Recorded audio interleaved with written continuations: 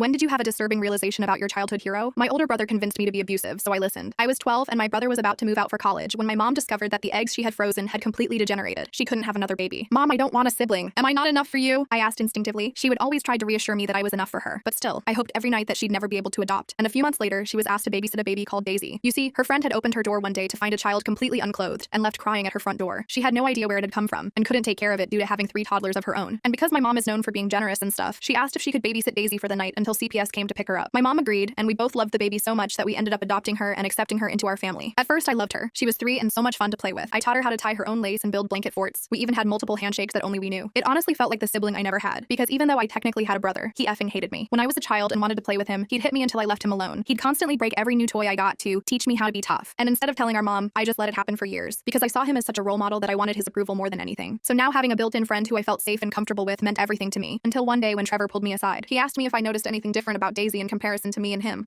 She's a lot funnier? My voice was innocent, unknowing. No, she's a dirty N-word and we can't be around her. His tone was cold and unforgiving. Daisy was African-American while we were white Americans. I furrowed my eyebrows and tilted my head, so he continued. You see, people like her are always angry, always ready to commit violence. You don't want mom to be hurt, do you? I shook my head violently and he nodded. Except there's one thing. Adults don't like when boys hit girls, so you have to be the one to do it. I started tearing up, not liking the glimpse of the adult world I thought I was getting. But that's when my brother did something so unexpected that it instantly changed everything. He gave me a hug and said, I'm proud of you. You have to be strong. In response, I smiled super hard and hugged him back. That's when we heard our mom's footsteps. He pushed me off and pretended like nothing happened. And since I had nothing better to do, I returned to playing with Daisy. I didn't really know how to follow my brother's advice or what exactly he wanted me to do, so I just listened to what I thought was my intuition. But it was really just my developing anger issues. Whenever Daisy didn't do what I'd say, I'd pinch her arm until she cried. And when she talked to my mom, I'd pull her aside and tell her our mom secretly hates her. And the more she talks, the more she'll want to bring her to the orphanage. This always shut her up straight away. And by the time she turned 4, she was a complete shell of who she used to be. Hated playing, always wanted to be alone, did everything she could to please me. And the worse I treated her, the nicer my brother was to me. He'd tell me that I was saving the family, that I was protecting mom. And as much as I hate to admit it, deep down I knew it was wrong. But the nicer my brother treated me, the more it seemed like morals just didn't really matter. But then came Daisy's breaking point, or rather my breaking point. One day, she came home to all of her toys being completely broken, because I had done the same thing as my brother always did to me. Usually our mom was so busy that she never even noticed what was going on. But that day she came home early, and Daisy was crying so loudly I knew it was going to make her suspicious. So I hit her, again and again, until her tiny self was covered in injuries. When she was quiet, I breathed a sigh of relief, until red started dripping on the floor. And that's when our mom walked in with a plate of apples and grapes. As soon as she saw us, her face went ghost white and she screamed. I was so scared of what her reaction would be that I didn't even notice Daisy had passed out beside me. Then my brother walked in. Why did you make me do this? I effing hate you, I yelled while my mom tried to dial 911. I don't even know why I expected him to be honest. He turned to my mom and said, she's dangerous. Except this time she was talking about me, not Daisy. When the ambulance arrived, they prioritized saving Daisy. But as they brought her to the hospital, I saw it. The flashing red and blue lights. It was the police. They took me in and questioned me. But I could tell they weren't believing a word I said. And when they left to talk to my mom, my fears were immediately confirmed. Because that's when I saw one of the officers hugging Trevor and congratulating him on being the man of the house. He smirked. The rest of the full story is on my channel and linked below.